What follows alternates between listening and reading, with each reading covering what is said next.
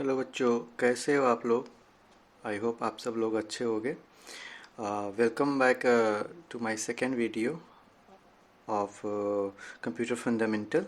अगर हम पिछले वीडियो की बात करें, थोड़ा सा रिकैप कर लेते हैं। तो पिछले वीडियो में हम लोगों ने, अगर आपने अभी तक वो वीडियो नहीं देखा है तो प्लीज़ प्लेलिस्ट में जाके पहला वीडियो देख लीजिएगा डिटेल के लिए। लेकिन समरी में मैं आपको बता देता हूँ कि हम लोगों ने उसमें व्हाट इज़ कंप्यूटर और कंप्यूटर के टाइप्स के बारे में पढ़ा था। तो हम लोगों ने वहाँ पे एनालॉग, डिजिटल और हाइब्रिड तक आके ख़त्म कर दिया था। आगे अब हम लोग उसके आगे सेकेंड वीडियो जो कि आज मेरा है, उसमें हम लोग कवर करेंगे कि डिजिटल कंप्यूटर्स को कितने पार्ट्स में डिवाइड किया गया है और वो कौन कौन से कंप्यूटर होते हैं।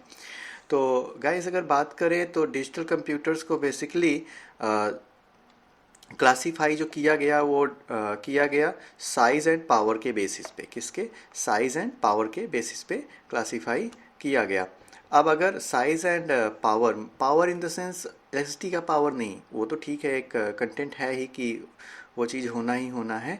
लेकिन अगर हम बात करें power in the sense of processing speed, mainly processing speed के ऊपर वो डिपेंड करता है। तो जो भी था प्रोसेसिंग स्पीड, उसके अकॉर्डिंग हम लोगों ने यहाँ पे micro computers, mini computers, main frame computers और सुपर कंप्यूटर के तौर पे डिजिटल कंप्यूटर्स का क्लासिफिकेशन किया है। तो आइए अब हम लोग देख लेते हैं कि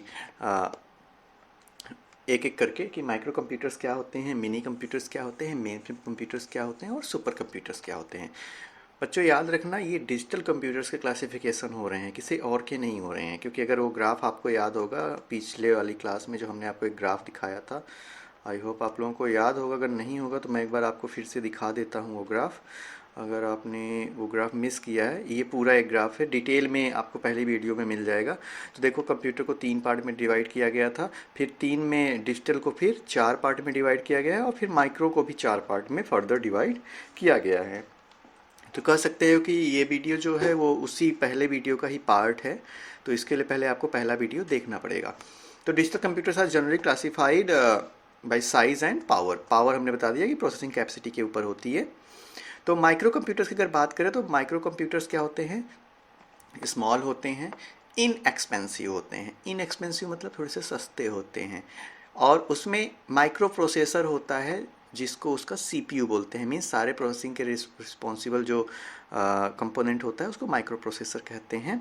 बेसिकली माइक्रो प्रोसेसर्स जो होते हैं वो सिंगल चिप सीपीयू होते हैं, और जो कि कंप्यूटर्स की साइज़ और कॉस्ट दोनों में काफ़ी ज़्यादा डिफरेंस क्रिएट करा माइक्रो प्रोसेसर के इन्वेंशन ने। इसके पहले तक कंप्यूटर के साइजेस काफ़ी बड़े होते थे, लेकिन थर्ड जनरेशन ऑफ कंप्यूटर्स की अगर हम बात करें तो वहाँ पे जब आईसीज़ आपके इन्वेंट हो गए तो आईसीज़ से कंप्यूटर्स जो है काफ़ी छोटे और पावरफुल बनने लगे। तो माइक्रो कंप्यूटर भी आपका यही होता है जो माइक्रो प्रोसेसर यूज़ करे। सिंगल चिप सीपीयू जो भी कंप्यूटर्स यूज़ करते हैं वो माइक्रो कंप्यूटर्स होते हैं, ये सस्ते होते हैं। अगर हम बात करें कि माइक्रो कंप्यूटर्स को कितने पार्ट में डिवाइड किया गया है, तो जैसे हम नॉर्मली जो अपने डेली लाइफ में कंप्यूटर्स यूज़ करते हैं वो हमारे माइक्रो कंप्यूटर्स के अंतर्गत आते हैं, जिनमें आपके डेस्कटॉप, लैपटॉप, नोटबुक और पीडीए। पीडीए हमने पहले ही बताया था, पर्सनल डिजिटल असिस्टेंस होता है। अब अगर डेस्कटॉप कंप्यूटर की बात करें तो इससे इसका नाम ही आपको लिख के आ रहा होगा कि डेस्कटॉप, मतलब ऐसे कंप्यूटर्स जो डेस्क के टॉप पे रख के आए। अब आप कहोगे लैपटॉप भी तो हम डेस्क के टॉप पे रख लेते हैं। नहीं, वो तो रख लेते हैं, एक अनदर थिंग है कि अपने कंफर्ट के लिए लैपटॉप को रख लिया। लेकिन लैप मतलब गोद में रखने वाला जो कंप्यूटर, डेस्कटॉप को आप गोद में नहीं रख सकते हो, लेकिन लैपटॉप को आप गोद में रख सकते हो। तो डेस्कटॉप कंप्यूटर आपके पर्सनल कंप्यूटर भी कहे जाते हैं। और जो कंप्यूटर का एक बूम आया था 2005 से 2015 के बीच में, उसमें पीसीज मतलब पर्सनल कंप्यूटर का काफ़ी ज़्यादा क्रेज़ हुआ था। उसके बाद लैपटॉप का क्रेज़ हुआ था, फिर नोटबुक, फिर अल्ट्राबुक, ये सारी चीज़ें अभी आप जानते ही हो। तो रेगुलर यूज़ के लिए सिंगल लोकेशन पे कंप्यूटर को रख के अगर आप रेगुलर यूज़ करना चाह रहे हो तो आप पीसी या डेस्कटॉप कंप्यूटर्स प्रेफर कर सकते हो। तो अगर बात करें तो ये एक फ्लैट डेस्क पे रखने वाले होते थे, जिसे टावर पीसी भी बोलते हैं। ठीक है, मोस्ट मॉडर्न जो पीसीज आ रहे हैं आपके, वो अब तो ऑल इन वन पीसीज आने लगे हैं। मतलब एक ही सिंगल मॉनिटर में आपका सीपीयू भी होता है और कीबोर्ड, हर चीज़ टच पे आ गया है। तो वो सारी चीज़ें होती हैं। अगर लैपटॉप कंप्यूटर्स की बात करें तो ये पोर्टेबल होता है। डेस्कटॉप को आप पोर्टेबल नहीं कह सकते हो क्योंकि आप उसे मूव नहीं कर सकते हो। कुछ लोग कहेंगे कि नहीं, उसे भी तो हम मूव कर सकते हैं। तो मूव करने के लिए आपको पूरा का पूरा उसे रीअसेंबल करना पड़ेगा और फिर जहाँ पे लगाना होगा वहाँ फिर से असेंबल करना होगा। बट लैपटॉप में ऐसा कुछ नहीं होता। लैपटॉप को आप सिंपली फोल्ड करो और फोल्ड करके कहीं भी ले जाओ और फिर ऑन करो और ऑन करके पावर बटन प्रेस करके फिर से काम करना शुरू कर सकते हो। तो मोबाइल का एक मोबिलिटी मिलती है आपको कहाँ पे, लैपटॉप कंप्यूटर्स पे। नोटबुक कंप्यूटर की अगर बात करें तो ये रिलेटेड टू लैपटॉप ही होते हैं, बट इसमें क्या होता है कि अ, एक कीबोर्ड जो होता है वो अटैच स्क्रीन पे भी होता है। मतलब सीधे सीधे इसको हम कॉम्प्लेक्स ना करके हम सीधे से बात करते हैं। जो नोटबुक होते हैं वो जस्ट लाइक आपकी डायरी की तरह काम करते हैं, जिसमें आप डेली की रेगुलर चीज़ें नोट करने का काम करते हो। मतलब होते ये लैपटॉप की तरह हैं, लेकिन साइज़ में और वेट में ये लैपटॉप से हल्के होते हैं। और कुछ हार्डवेयर डिवाइस जैसे आपकी CD DVD ड्राइव या CD ROM जिसको बोल सकते हो, वो हटा दी गई, नोटबुक से कॉम्पैक्ट कर दिया गया और लाइट वेट कर दिया गया। उसके बाद आपके PDAs आते हैं। तो PDAs पहले चलता था, पेजर चलता था जो मैसेजिंग ऐप के लिए यूज़ होता था, या फिर आज हम मोबाइल फ़ोन्स को भी PDA कह सकते हैं क्योंकि ये भी पर्सनल डिजिटल असिस्टेंस हमें प्रोवाइड करता है जो हम अपने हथेली पे रख के चला सकते हैं। कुछ लोग इसे पॉम टॉप के नाम से भी जानते हैं। नेक्स्ट वन इज़, अगर मिनी कंप्यूटर्स की बात करें, ये तो माइक्रो कंप्यूटर्स का था। मिनी कंप्यूटर्स की बात करें तो मिनी कंप्यूटर्स जो थे वो ह्यूमन इंटरेक्शन के लिए यूज़ करे गए। जैसे आपके 10 से 100 यूजर्स के बीच में अगर काम करना चाह रहे हैं उस पूरे ऑर्गेनाइजेशन में, तो आप मिनी कंप्यूटर्स को प्रेफर कर सकते हो जो एक सिंगल CPU पे 10 से 100 लोगों के बीच की कैपेसिटी को हैंडल ईजिली कर सकता है। मेन फ्रेम कंप्यूटर्स ये बहुत ही पावरफुल कंप्यूटर्स होते हैं। Basically multi user computer support, multi user यहाँ पे सपोर्ट होते हैं इस एनवायरनमेंट में। मींस इसके लिए मेन फ्रेम कंप्यूटर्स की जगह फिक्स कर दिया जाता है और टर्मिनल्स प्रोवाइड कर दिए जाते हैं। जो भी यूज़र्स होते हैं वो उन टर्मिनल्स पे काम करते हैं और सबका डेटा वहाँ पे जाके स्टोर होता रहता है। जैसे रेलवे रिजर्वेशन काउंटर या बैंक्स या एयरलाइंस के जो भी काम होते हैं वो सब मेन फ्रेम कंप्यूटर्स पे होते हैं।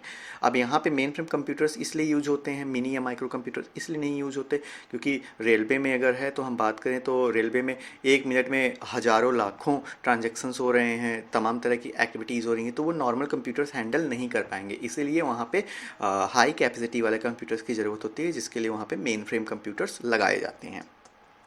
नेक्स्ट है आपका सुपर कंप्यूटर। सुपर कंप्यूटर अभी तक के खोजे गए कंप्यूटर्स में सबसे हाईएस्ट कॉन्फ़िगरेशन का कंप्यूटर है जो कि बहुत ही फास्ट प्रोसेसिंग पे काम करता है।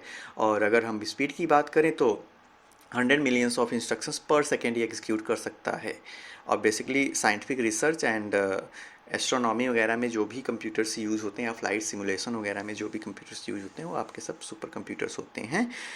बच्चों, एक छोटी सी इन्फॉर्मेशन देनी थी कि अक्सर एक क्वेश्चन पूछ लिया जाता है इंटरव्यूज़ में या फिर एग्ज़ाम्स में कि कंप्यूटर्स की स्पीड को मेज़र किस में किया जाता है, क्या यूनिट है कंप्यूटर की स्पीड को मेज़र करने की। तो कंप्यूटर की स्पीड को मेज़र करने के लिए गीगाहर्ट्ज़, GHZ लिख के आता है, गीगाहर्ट्ज़ या मेगाहर्ट्ज़ यूज़ होता है जो कि कंप्यूटर की स्पीड को मेज़र करता है। इसके लिए मैं एक सेपरेट वीडियो बनाऊंगा कि गीगाहर्ट्ज़ का मतलब क्या होता है, मेगाहर्ट्ज़ का मतलब क्या होता है। अगर आप देखना चाह रहे हो कि गीगाहर्ट्ज़ या मेगाहर्ट्ज़, कितने गीगाहर्ट्ज़ या कितने मेगाहर्ट्ज़ का हमारा कंप्यूटर है, तो उसके लिए आपको जाना पड़ेगा अपने माई कंप्यूटर पे। मैं दिखा देता हूँ। माई कंप्यूटर पे जाओ या दिस PC, ऐसे अपना विंडोज एक्सप्लोरर खोल लो, दिस PC पे जाओ। दिस PC पे जाके आप प्रॉपर्टीज़ पे चले जाओ। प्रॉपर्टीज़ पे जाओगे तो वहाँ पे एक विंडो खुल के आती है जिसमें आपके सिस्टम की कॉन्फ़िगरेशन लिख के आती है। वहाँ पे देखो तो आपका लिख के आ रहा होगा, जैसे मेरा CPU जो है वो लिख के आ रहा है क्या, 2.10 गीगाहर्ट्ज़, 2.10 गीगाहर्ट्ज़ का मेरा प्रोसेसर है। तो ये आप अपने कंप्यूटर पर अगर चेक करना चाह रहे हो कि आपका प्रोसेसर कितने गीगाहर्ट्ज़ का है, तो आप इस तरीके से चेक कर सकते हो। लौट के आते हैं अपने टॉपिक पे। तो सुपर कंप्यूटर सबसे पावरफुल कंप्यूटर्स होते हैं। दोस्तों, अगर आगे की बात करें, जो हमारा नेक्स्ट टॉपिक होगा वो कैरेक्टरिस्टिक्स ऑफ कंप्यूटर का होगा, जिसमें हम कंप्यूटर्स के वेरियस कैरेक्टरिस्टिक्स के बारे में बात करेंगे। अभी तक हमने कवर कर लिया है कंप्यूटर की बेसिक डिफिनीशन कवर कर लिया और टाइप्स ऑफ कंप्यूटर हमने कवर कर लिया है। तो मिलते हैं नेक्स्ट वीडियो में, तब तक के लिए घर में रहिए, स्वस्थ रहिए,